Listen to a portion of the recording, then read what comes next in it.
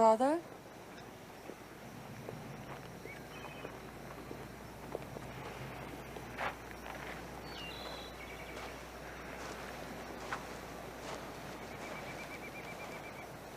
Father, what is it? She's won, Meggie. I've betrayed you. Betrayed me? Oh, she knew me so well.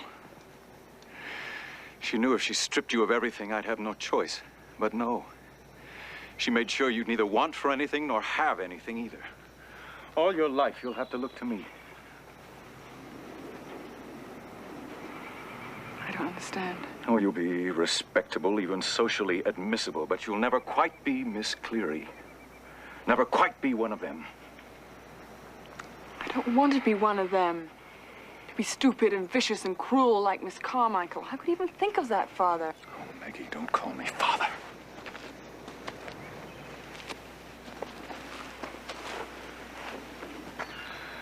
I'll be going away, Meggie, soon. Oh, Father. Why? Don't you see? It's part of her plan. I brought in 13 million pounds.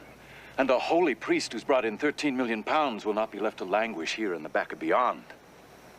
The church knows how to reward its own. Oh, no. No. My Meggie.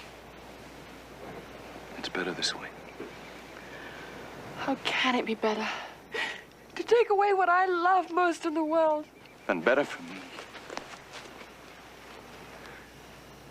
Better than someday having to marry you to somebody else.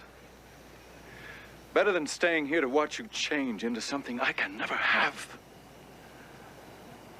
Meggie, when I saw you last night, I almost hated you. Hated me? For growing up? Yes. Yes. Oh, Meggie. When you were a little girl, you were like my own child to me. You were the rose of my life. I could have you then. You can have me now. You can marry me. You love me.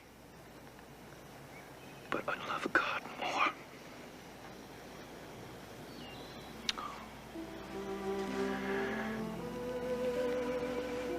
I do love you, Meggie. I always will. But I can't be a husband to you. If only I could make you understand what being a priest means to me. How God fills a need in me no human being ever could. Not even me?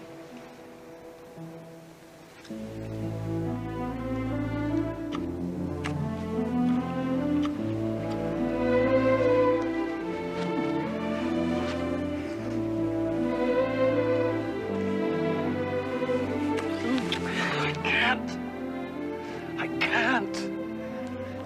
Goodbye, my Meggie. Father?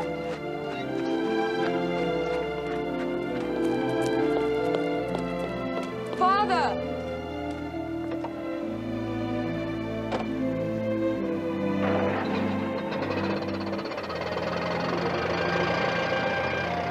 Go on, then. Go on to that God of yours.